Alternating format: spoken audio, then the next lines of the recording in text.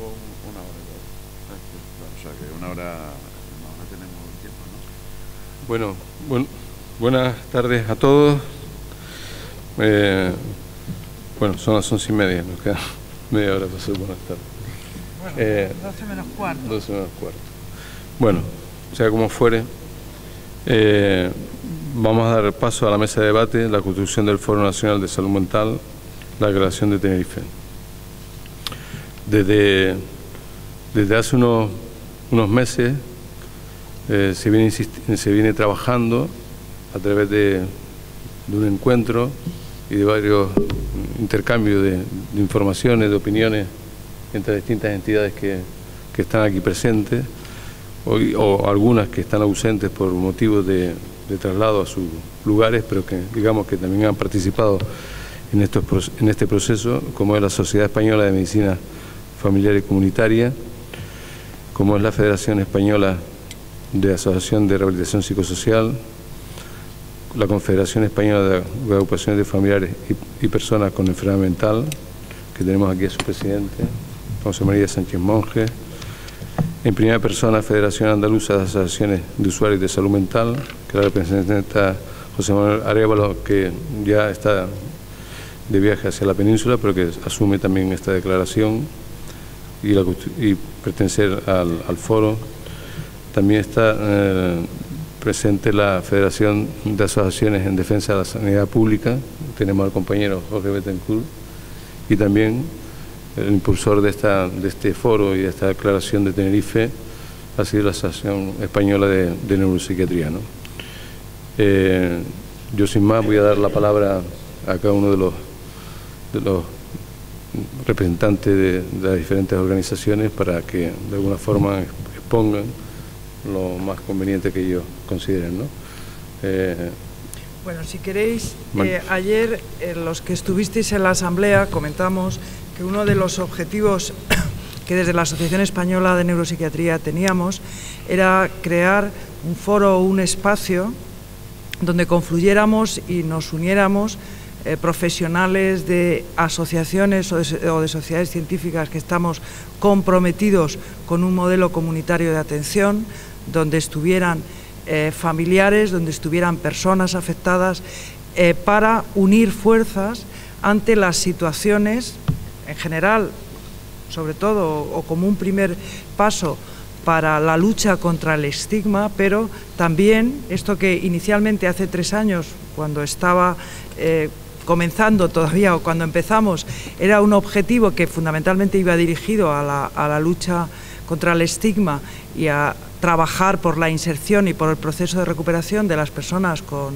trastornos mentales, pues es cierto que con la agudización del proceso de la crisis se ha hecho necesario que además unamos fuerza para afrontar o para tener una posición clara en relación a los cambios que se están produciendo y que se están introduciendo con la excusa de la crisis, tanto a nivel de recortes de profesionales, de servicios, de atención, de cobertura de atención, que nos parece que es fundamental el que alcemos nuestra voz frente a esa situación, ¿no? Y que lo alcemos unidos.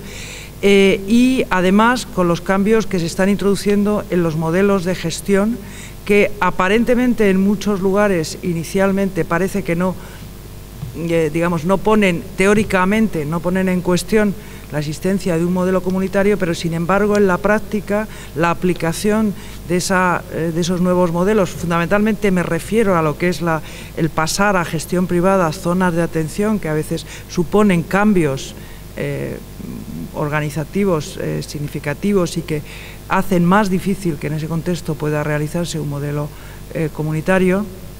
Pues todo eso yo creo que hacía necesario este foro. Entonces, desde la asociación y fundamentalmente desde la Junta, 2 personas que llevaron adelante, bueno, 3 personas, el doctor Pulido, Paco Pulido, que era el organizador del Congreso, pero también Pepe Carmona, que es el secretario, y Eudoxia Gay, que bueno, ahora será nuestra presidenta a partir de la una. pero ellos han estado impulsando. Entonces iniciamos un proceso en el de contacto con estas organizaciones y de primero reunirnos y ver, digamos, ir poniendo en común, ver en qué puntos podíamos estar de acuerdo y podíamos defender conjuntamente. Y la idea pues ha sido así, el desarrollo. De hecho, ayer hicimos una presentación a la prensa de este documento, de estos acuerdos. Yo creo que además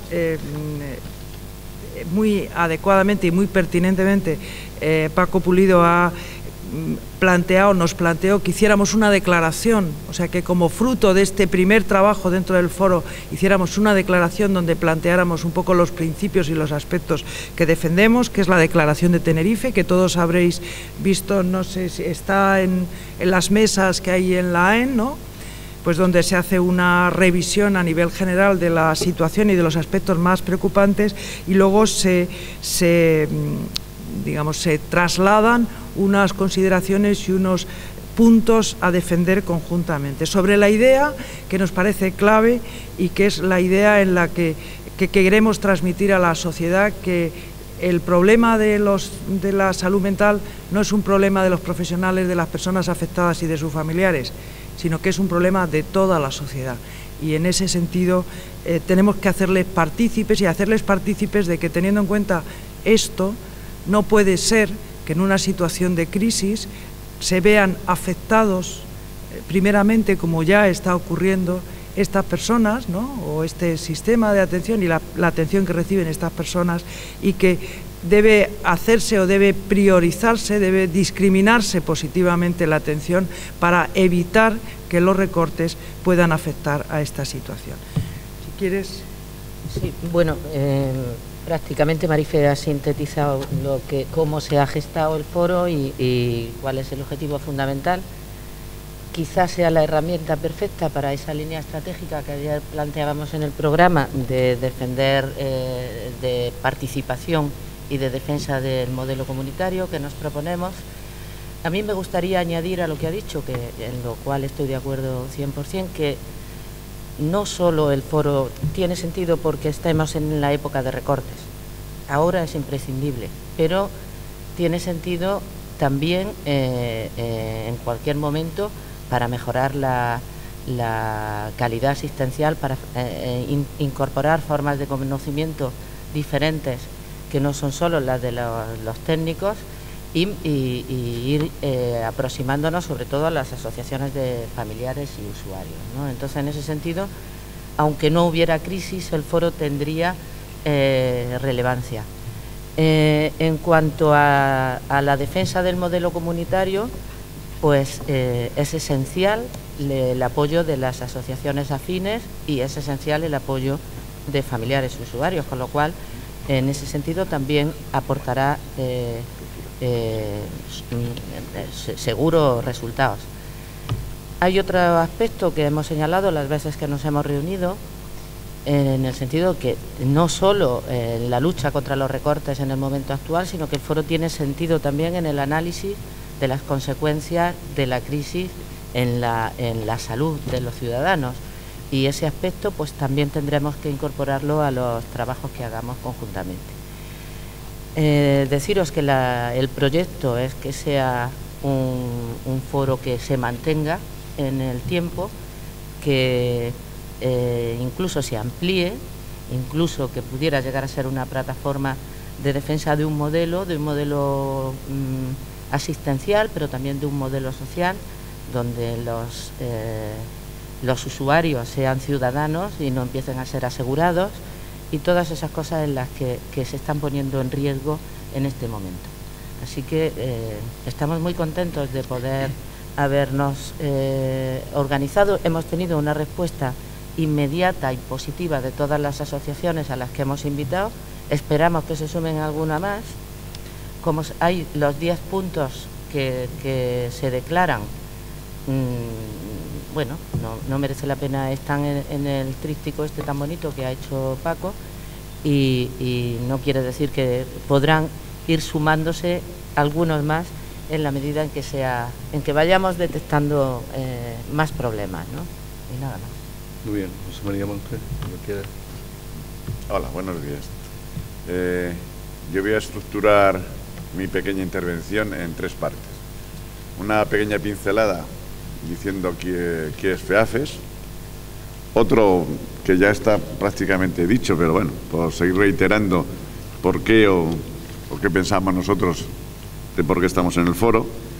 Y aunque nosotros asumimos efectivamente todos los 10 puntos que están aquí, pues hombre, alguna pequeña pincelada, algún aspecto que en estos momentos tan complicados, pues queremos priorizar, más o menos sería así. Por empezar, ¿qué es FEAFES? Una pincelada sería, pues hombre, FEAFES es una confederación que agrupa 283 asociaciones en toda España, confederación estatal. Es la única que agrupa a familias y a personas con problemas de salud mental. Nuestros principios fueron de familia, pero ahora nuestra organización ya ha englobado mucho tiempo y además dando cada vez más relevancia a las personas que tienen un problema de salud mental. Hemos creado una comisión y un comité asesor a la junta directiva formada solo por personas que tienen problemas de salud mental. La estructura nuestra es la misma que el Estado, local, autonómica y nacional. Es decir, hay asociaciones en muchos de nuestros municipios, ciudades, se agrupan y forman la federación correspondiente. Hay 17 federaciones por cada una de las autonomías y las 2 ciudades autónomas. Y entre todas, pues forman la confederación, que en estos momentos, pues el responsable, esa gran responsabilidad la tengo yo. Tenemos un montón de alianzas y tenemos una serie de valores, entre otros defender los derechos de las personas con enfermedad mental y mejorar su calidad y representar al movimiento asociativo. Podéis entender que habría mucho que hablar, pero bueno, para que tengáis una pincelada de lo que es la confederación, los que no la conozcan, pues ya podéis imaginaros lo que somos. ¿Por qué qué hacemos nosotros aquí en el foro? Bueno, pues cuando se planteó la idea del foro, nosotros tenemos alianza con la AENI, nos lo plantearon, nosotros creemos que es importante que en todo momento, y más ahora en estos momentos, pues establezcamos alianzas para mejorar aquellos aspectos que se encuentran más comprometidos. Ahora se encuentra comprometido desde el modelo comunitario, como estábamos hablando antes, hasta el modelo de atención a las personas, al modelo que hemos tenido hasta estos momentos de poder distribuir algunos recursos y las atenciones que reciben las personas. Con lo cual yo creo que es bueno que de una manera general hagamos defensa de la atención y los derechos que tienen las personas que tienen un problema de salud mental. He dicho 2 cosas, habría que decir más: atención y derechos. En algún caso, alguna de las disposiciones, a no ser que se corrijan en el desarrollo reglamentario, es probable que estén castigando algunos de los derechos que ya están adquiridos, con lo cual yo creo que ahí tendremos que ser muy vigilantes. Es verdad que ahora mismo todas las medidas son muy genéricas y muy inconcretas, para nuestra desgracia. Sería mucho mejor que estuviéramos concretos y tuviéramos exactamente todo aquello que se ha perdido, lo que hay que recuperar, o aquello que no se debe perder, o aquello que hay que mantener, o aquello que no se debe desperdiciar. En ese sentido, nosotros creemos que cuanto más estemos defendiendo los derechos y la calidad de la atención de las personas que tienen un problema de salud mental, pues mucho mejor. Ayer en la rueda de prensa que hicimos la presentación, pues cada uno estuvimos destacando algunos aspectos que creemos que son importantes y hay que tener en cuenta en la atención a las personas que tienen algún problema de salud mental. Yo creo que hay muchos, pero por sintetizar, 2 aspectos que yo creo que son muy importantes. Uno que a veces no hacemos mucho hincapié en él, que es la prevención de los procesos que pueden desencadenar problemas de salud mental. Por eso yo creo que es muy importante atender esa especialidad que ya se ha hecho, pero no solo la especialidad, sino la atención a los niños y adolescentes. Ese apartado yo creo que habría que cuidarlo. Todo aquello que logremos en la atención a las personas que tienen algún problema en el tiempo adolescente no lo vamos a tener cuando sean adultos, pero si no lo hemos hecho, pues habrá que hacer también programas en los adultos para que hagan o practiquen métodos de vida saludable, es decir, tengan cuidado con los tóxicos que consumen, que pueden ser predisposiciones para problemas mucho más graves. Y por otra parte, yo creo que si estamos ya dentro del proceso y aplicamos un modelo comunitario y resulta que estamos preocupados para que las personas se recuperen y por tanto realicen rehabilitación y al mismo tiempo esa rehabilitación sea social pero también sea laboral, es decir, intentemos recuperar a la persona que ha tenido un problema de salud mental y llevarla a la sociedad, yo creo que eso será importantísimo, tanto recuperarla como insertarla y buscar trabajo para que esas personas lo realicen. Ya sé que en estos momentos hay un grave problema de paro en España, pero también lo hay en las personas que tienen un problema de salud mental más grave.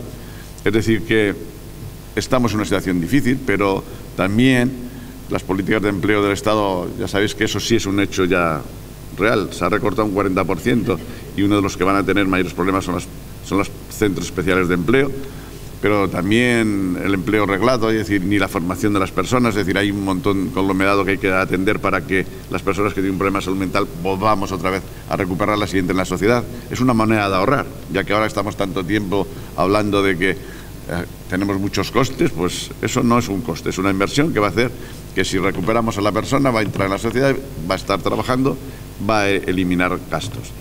Es una buena manera de invertir. Pues yo creo que el foro va a ser el método que los que estamos aquí, y yo creo que muchos más, y que podamos ir definiendo políticas en cada momento o en cada instante, porque es que ahora las cosas suceden con una rapidez enorme, para mejorar y atender aquellos aspectos que puedan estar más comprometidos para las personas que tienen un problema de salud mental. Muchas gracias, José María. Margarita Arranz, por FEAR. Yo también quería explicaros un poco en qué consiste la FEAR. La FEAR es una federación de asociaciones de rehabilitación psicosocial conformada por diversas asociaciones en todas las comunidades.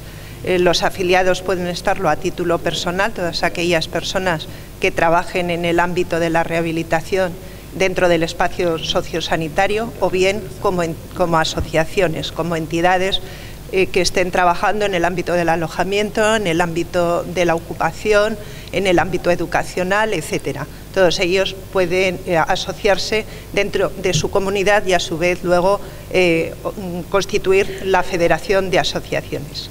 Una vez dicho esto, nuestra participación en el foro, como la de todos, es la preocupación que tenemos por cómo va a afectar a la recuperación de los pacientes con trastorno mental este nuevo paradigma en el que nos estamos moviendo. Sobre todo si la valoración de la capacidad de dependencia actual, que como acaban de comentarme en la mesa en la que estaba participando, justo en la sala de frente, y pido disculpas por llegar tarde porque no me daba tiempo a salir de una a otra, estábamos hablando del Convenio Europeo sobre la discapacidad y entre ello esta discrepancia que hay en el momento actual entre los niveles de minusvalía que tenían las personas con trastorno mental previamente y la valoración de dependencia que se le está dando en la actualidad. ¿Cómo va a afectar la disposición de recursos a estas personas en las cuales el nivel de dependencia se ha reducido con relación al previo? Si eso va a ir en detrimento de ellos. ¿Qué podemos hacer para mejorar esta valoración de dependencia de alguna manera? El problema de hacia dónde en el futuro va a dirigirse, como comentabas tú, el tema del ámbito laboral. ¿Cómo va a afectar las nuevas disposiciones al desarrollo laboral de las personas con trastornos mentales graves? Si el Convenio de Europa, el Convenio de Nueva York para los discapacitados, además nos habla de que las personas deben recibir aquellos apoyos para las disfuncionalidades o discapacidades que posean y entrar en los ámbitos más normalizados posibles, ni siquiera en centros protegidos de empleo, sino en empleo con apoyo, cómo esta situación de crisis va a afectar a todo ello. El problema también del tratamiento ambulatorio obligatorio que se está llevando a cabo en algunas zonas de España como Guipúzcoa o como Valencia. Puede y debe extenderse a todas las personas con trastorno mental grave. ¿Cómo encuadrarlo dentro de este nuevo convenio también de los derechos de los discapacitados? en general, todos estos recortes, cómo van a afectar a nuestros colectivos, y creemos que en un foro en el que participemos todas las entidades, que podamos enunciar nuestras ideas y que podamos mostrarnos el apoyo unos a otros, será mucho más efectivo. Y, por tanto, este es el punto y el inicio de un trabajo común que creemos que será fructífero y a largo plazo. Muy bien, gracias Margarita. Ahora Jorge Betancourt, por representante de la Federación de Asociaciones en Defensa de la Sanidad Pública. Sí, buenos días. Yo soy representante de la Asociación Canaria en Defensa de la Sanidad Pública, que forma parte a su vez de una red de asociaciones que constituimos en el Estado español una federación. La Federación de Asociaciones en Defensa de la Sanidad Pública tiene pues 30 años de vida. Se gestó prácticamente al calor de las discusiones de la Ley General de Sanidad. La Ley General de Sanidad del año 86 supuso un hito en la atención sanitaria en el Estado español. La reforma de la atención primaria, la nueva forma de trabajo en la atención primaria, la nueva forma de tratar a las personas que tenían problemas de salud mental, el desarrollo de la salud mental comunitaria, venían enmarcados en lo que esa ley pretendía. A lo largo de los años han ido saliendo nuevas leyes, la Ley de Autonomía del Paciente, la Ley de Cohesión del Sistema Nacional de Salud, el año pasado la Ley de Salud Pública, que iban tapando aquellos agujeros que la Ley General de Sanidad había dejado al descubierto. La entrada en vigor de la Ley de Salud Pública el 1 de enero supuso que muchas personas que no tenían todavía cobertura sanitaria la tuviesen. Pero hace apenas 2 meses, en el marco de esta crisis de la que no voy a hablar, pues nos despertamos con un Real Decreto de medidas urgentes para garantizar la sostenibilidad del Sistema Nacional de Salud, que desde nuestro punto de vista tiene 2 aspectos importantes. Uno de ellos es el recorte en la cartera de servicios. O sea, a partir de ahora, de que se ponga en práctica lo que este decreto pretende, no vamos a ofrecerle a las personas con problemas de salud los mismos servicios que les estamos ofreciendo a fecha de hoy. Y luego también este decreto va a limitar el acceso al sistema a muchas personas, sobre todo población inmigrante. Todas las comunidades autónomas tenemos muchos inmigrantes. Aquí, concretamente en Tenerife, se baraja desde el Instituto Nacional de la Seguridad Social que 50.000 personas se pueden quedar sin derecho a la asistencia sanitaria. Personas que nosotros conocemos y personas que estamos tratando. Y estoy hablando solo del sur de la isla de Tenerife. Por lo tanto, la situación es difícil. Hace 4 días, el presidente del Consejo Consultivo, el Consejo Consultivo no es un consejo estatal que tiene como función asesorar a los gobiernos, hablaba de situación pavorosa. Decía que actualmente 1 de cada 4 familias en España está en situación de pobreza. Por lo tanto, la situación es difícil y ante situaciones difíciles hay que ser más creativo, hay que buscar nuevas formas de trabajo. Y nosotros pensamos que esta forma de trabajo, de crear un foro en el que estemos asociaciones profesionales y en el que estemos personas enfermas o personas que cuidan a personas enfermas, crear esa red, ir creando red de redes, es lo que puede suponer un avance en la lucha de los derechos de las personas. Y uno de los derechos es el derecho a la salud, por supuesto, y el derecho a la salud mental. Por lo tanto, apoyaremos este foro social y pensamos que estamos firmemente, convencidos de que puede suponer un gran avance en momentos tan difíciles como los que estamos viviendo. Muy bien, pues bueno, como decía antes, hay organizaciones que no están presentes, como el movimiento en primera persona, tanto de Andalucía como la de Cataluña, digamos que por razones logísticas no están aquí, pero digamos que también se asuman al foro, ¿no? Y también a la declaración, ¿no? Con lo cual estas son inicialmente la CENFIC, la Asociación de Medicina Familiar y Comunitaria, no están presentes, pero que también se suman al impulso de esta iniciativa, ¿no? A este camino que se comienza, ¿no? A esta nueva forma de trabajo, a esta nueva forma de cooperar, a esta nueva forma de responder, que de alguna manera intenta también transmitir la defensa de la línea roja en la cual, digamos, puede haber un deterioro importante del estado de bienestar, de lo conseguido por las generaciones, por muchas generaciones, a partir de la Segunda Guerra Mundial.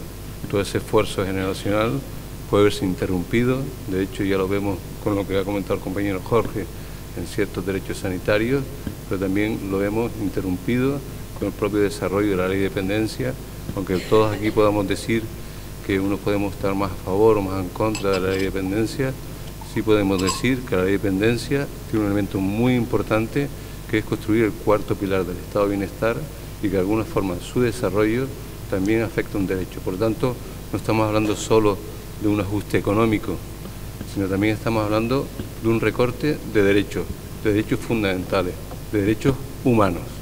En ese sentido, por eso la ofensiva es no solamente una ofensiva de ajuste del sistema financiero, sino una ofensiva ideológica para entrar en una nueva conceptualización del sujeto y de las personas, como sujetos súbitos, como recortes democráticos importantes que son consustanciales a esos derechos. Por lo tanto, esta es una ofensiva que hace que el capitalismo, de alguna manera, o este sistema político-económico que se llama capitalismo, intente reajustarse para de alguna forma ponerse en mejores condiciones para sus nuevos beneficios y somete de alguna manera a la ciudadanía a una posición de súbita con recortes de derechos, y esta es la importante amenaza. La amenaza no es que nos quiten, digamos, un psiquiatra, la amenaza no es que nos quiten una enfermera, la amenaza no es que nos quiten ese proyecto interesante que teníamos en cuestión. La amenaza es que afecta a derechos que se construyeron, insisto, después de la Segunda Guerra Mundial. Por lo tanto, también otro concepto de ofensiva ideológica que está abandonándose es la idea de que el ciudadano es responsable de su salud. Y si el ciudadano, a través de que no cuida los estilos de vida, va a ser responsable que no se la cuide, y como el ciudadano va a ser responsable que no se la cuide, porque no cuida los estilos de vida, el ciudadano se tiene que buscar los medios a través de las aseguradoras para que alguna forma le alcance su salud. Ya de ejemplo nos ha servido el representante en Cataluña de la Consejería de Sanidad, que nos ha empezado a proclamar este discurso ideológico que también afecta, digamos, el avance de las aseguradoras frente al rompimiento del sistema público sanitario. Esa es otra ofensiva importante donde rompe, digamos, nos acercamos a otros modelos, digamos, desde un punto de vista de relaciones económicas del sujeto con sus relaciones económicas productivas. Y por último, por eso, a pesar de esto, hay nuevos emergentes, nuevos sistemas de comunicación, como el movimiento antisistema, que también significa esperanza, porque significa que toda esa ciudadanía buscan espacios como nosotros, con esos nuevos procedimientos, para alguna forma recomponerse y adquirir el protagonismo que corresponde, como decir no a ser súbitos y ciudadanos como pleno derecho. En ese sentido, no hay que estar solos, no estamos solos, y hay un conjunto de ciudadanos que están en la misma perspectiva de nosotros, y nosotros lo único que hemos hecho es estar en esa perspectiva histórica y asumir la perspectiva histórica en las cuales toda la ciudadanía se ha colocado. Y nosotros, como profesionales, también nos hemos colocado en esa perspectiva histórica. Y yo creo que esta es la relevancia de la declaración frente a otras declaraciones, como puede ser la declaración de Hawái, la declaración de Caracas o la declaración de Venezuela. La declaración de Tenerife sitúa el compromiso de la sanidad pública, de los profesionales, de los pacientes y de los familiares por defender el modelo sanitario público en el comienzo del siglo XXI. Gracias.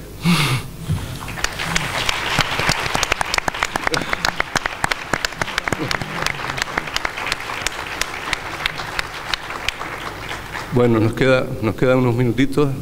Esto de reloj es terrible, no sé quién habrá puesto este reloj. O sea, es lo más entonces, que habéis hecho, con el volumen de mesas que hay, era la única manera. Sí, sí. Tenemos espacio, tenemos tiempo. Sí, entonces, cuando queráis, 15 minutos tenemos.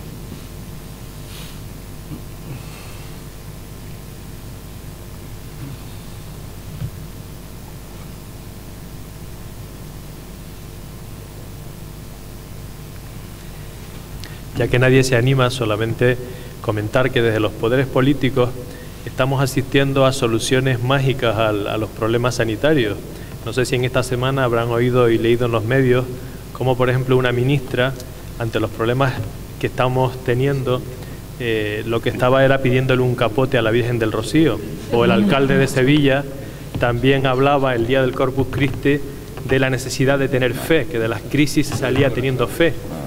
Y comentaba hace 2 días con un compañero en la consulta que lo que antes veíamos en las puertas de las UBI o de los quirófanos ante operaciones de vida o muerte, como era que las personas rezasen el rosario, lo estamos viendo en nuestras consultas en los centros de salud. Entonces hay que romper ese discurso, evidentemente.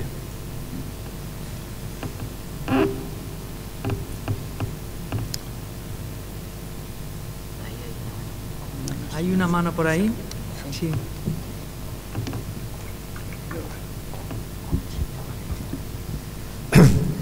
Si los que peinamos canas, que somos unos cuantos por aquí, nos encontramos en una situación, como se sabe, a la salida del periodo dictatorial, en la que esa situación, digamos, nos permitió organizarnos y poner en marcha una serie de cosas, en época de una gran crisis también, ¿no? Con cierto consenso social que para algunos nos parece recordatorio de aquella época. Entonces yo quiero decir únicamente una cuestión. La crisis de la que se habla, y todo lo que se ha podido decir, que con lo cual yo particularmente estoy de acuerdo, pero la crisis no es forzosamente una situación en la que no se puedan aprovechar ciertas circunstancias. Y yo creo que el aprovechamiento es que la sociedad civil se organice. O sea, hemos dejado durante mucho tiempo nuestra organización, hemos confiado en que, digamos, la sociedad política, por así decir, pudiera hablar en todos los casos y siempre por nosotros.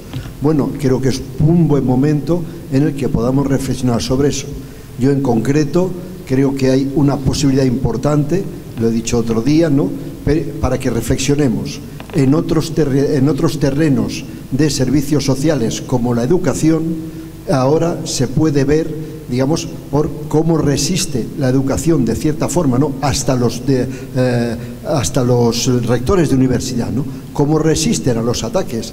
¿Por qué? Porque están más organizados, desde abajo hasta arriba, desde los consejos escolares hasta unas ciertas formas de autogobernarse, ¿no?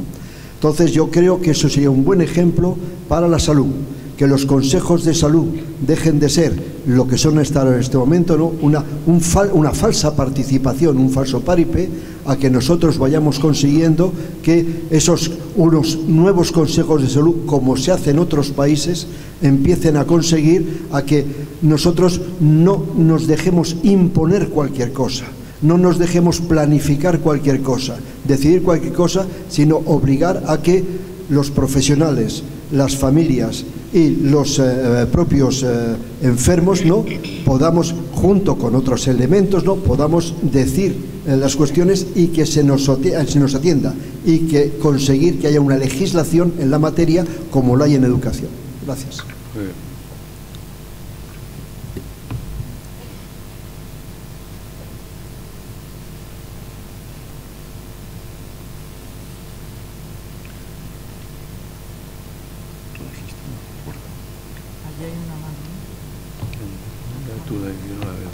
Es que con la luz es imposible. Allí hay alguien, sí. Que con la luz no vemos nada. Hola. A lo largo del Congreso, las mesas han sido muy interesantes y se ha podido debatir. Pues yo creo que, en cierto modo, la cantidad de logros que yo siempre he sentido que habíamos obtenido a lo largo de estos años, los que peinamos canas, efectivamente. Y ahora la sensación mía personal es la de que ha habido un terremoto, los edificios siguen en pie, pero cualquier empujoncito los va a tirar al suelo. Entonces hay un contraste evidente entre la tranquilidad y el comedimiento con el que aún se puede hablar de aportaciones distintas a cómo tratar las enfermedades mentales graves, que es imprescindible hacer, y al mismo tiempo una urgencia que yo experimento personalmente atroz en cómo confrontar y deslegitimar al menos como profesionales este terremoto, que además no nos merecemos. O sea, es realmente un terremoto. Cómo se ha provocado, pues sería muy largo de explicar y somos nosotros aquí quienes lo vamos a hacer. Pero como profesionales, intentar deslegitimar toda esa brutal destrucción de todo lo que nos está competiendo en nuestras vidas y que además yo siempre tengo muy claro que como profesional también soy usuaria del sistema. Yo, mi familia, todo el mundo, mis hijos. Mi hijo en ese momento no está cubierto, ya no tiene derechos a atención sanitaria porque no los tiene realmente. Entonces, ¿qué podemos hacer como profesionales reunidos aquí para levantar una voz que deslegitime de algún modo todo este montaje que nos está sacudiendo realmente hasta los cimientos?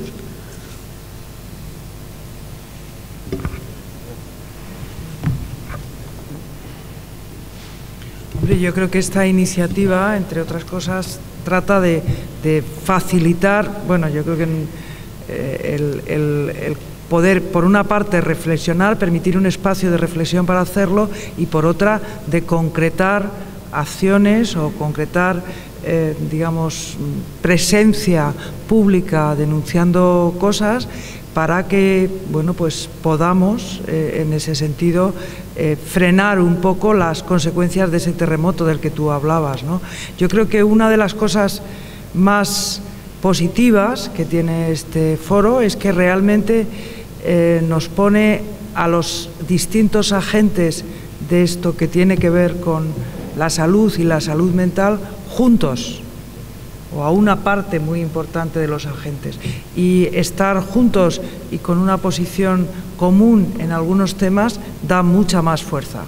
Y yo creo que eso es un poco la idea que nos ha movido. Yo creo que el abrir y un poco también el debate, y yo creo que este es un espacio también para escuchar, digamos, abierto, qué pensáis a nivel de aparte de reflexiones, de acciones, de presencia. Bueno, esto de la Declaración de Tenerife es una forma de presencia, es una forma de transmitir a los otros lo que nos parece importante e imprescindible, pero no es la única. Entonces yo creo que en este espacio también se puede, vamos, queremos escuchar, aunque luego el trabajo sea más, digamos, progresivo, ¿no? Y más a lo largo del tiempo, y viendo un poco, seguramente se harán muchas más acciones, pero también nos interesa saber vuestra opinión, ¿no? Yo creo que comentaba el compañero antes la importancia, la oportunidad que puede ser de que ante este terremoto tengamos que organizarnos la sociedad civil, ¿no? Yo creo que es importante. Mariano. Y Manolo, que no lo veo. Eso es. Sí, muchas gracias. Simplemente hacer una aportación de la reflexión interna, pues compartirla, sobre dos aspectos. Uno, bueno, cosas que se han dicho.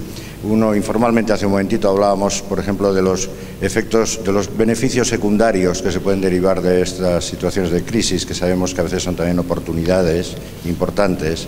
Y uno de ellos es que a lo mejor nos va a poner un poco más activamente con los pies en la tierra sobre las dimensiones más reales de lo que somos el ser humano, individual y colectivamente, bien sea en situaciones de salud o de sufrimiento.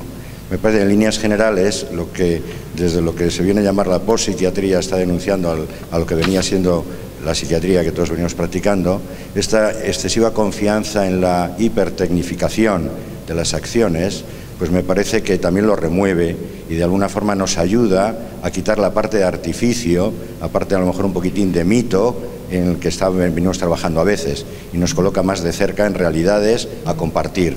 Y por ejemplo el hecho de que nos sintamos, iba a decir obligados, tampoco es el caso, porque me parece que esto responde también a una trayectoria. Desde hace años venimos buscando esta confluencia de los discursos y de las estrategias de profesionales, familiares, usuarios y ciudadanos. Venimos buscándolo, un poco torpemente, lentamente, pues poco a poco, en movimientos de aproximación, pues a veces un poquitín intermitentes, pues probablemente esta situación pueda facilitar el que estas cosas sucedan de una forma más clara, más rotunda, más sincera.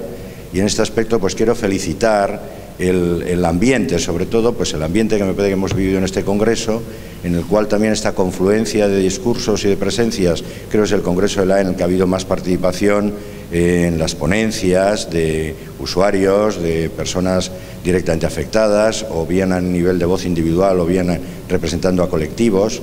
Y me parece que esto nos aproxima a que no es una realidad artificial, no es un artificio que hemos hecho para quedar bien con nadie, sino que es algo que conecta con lo que de verdad vamos creyendo, vamos descubriendo y vamos construyendo un poco entre todos. Entonces, quizá este aspecto de que nos ayude, no sé si nos obliga, pero por lo menos la crisis nos ayuda o nos obliga a ponernos más en realidad y hacer más real, ¿no?, la búsqueda de unos con los otros para ir buscando soluciones desde el lado en que cada uno tenemos nuestra óptica, y quizás también a redefinir nuestro lugar como profesionales en estos escenarios del trabajo compartido con todas las personas a las que atendemos, y como decía también la compañera anteriormente, también nosotros somos usuarios, ¿no? Pero desde el voz de los profesionales saber quizás modificar el discurso de tal modo que el pool de conocimientos, el pool de avances que se han venido haciendo a lo largo de todos estos últimos años, sepamos rentabilizarlo bien, en el mejor sentido, al servicio de una realidad nueva que hemos de ir construyendo entre todos, donde la cuestión de los valores esté muy en primera línea, que es algo que yo creo aquí también se ha escuchado repetidamente en varias mesas, no de una forma de declaración de humo, sino conectado también a prácticas concretas, no declaraciones simplemente de buenos deseos, deseos de mejor comunicación, deseos de mejor cooperación, sino concretándolo en prácticas. Y me parece, yo por lo menos así lo he sentido a lo largo del Congreso, que esto se ha ido dando quizá más que en otras ocasiones. Me parece que es una historia interesante, ¿no?, que nos compromete y nos abre también vías y ventanas, diríamos, para que pasado mañana no nos sintamos pues más defraudados, más cansados, más desconsolados, sino en la línea de que estamos haciendo algo interesante, que es lo que hay que hacer, porque vamos a tener que construir escenarios nuevos, y como no sabemos del todo cómo van a ser, pues tenemos que irnoslo preguntando y quizá pues trabando los unos con los otros pues un discurso más potente que nos permita hacer frente a la situación, al terremoto, que decía la compañera. Bueno, no es ninguna aportación especial, pero sí un comentario en alto de un punto de vista personal que me parece que puede ser compartido por muchos. Manolo, me parece que estaba.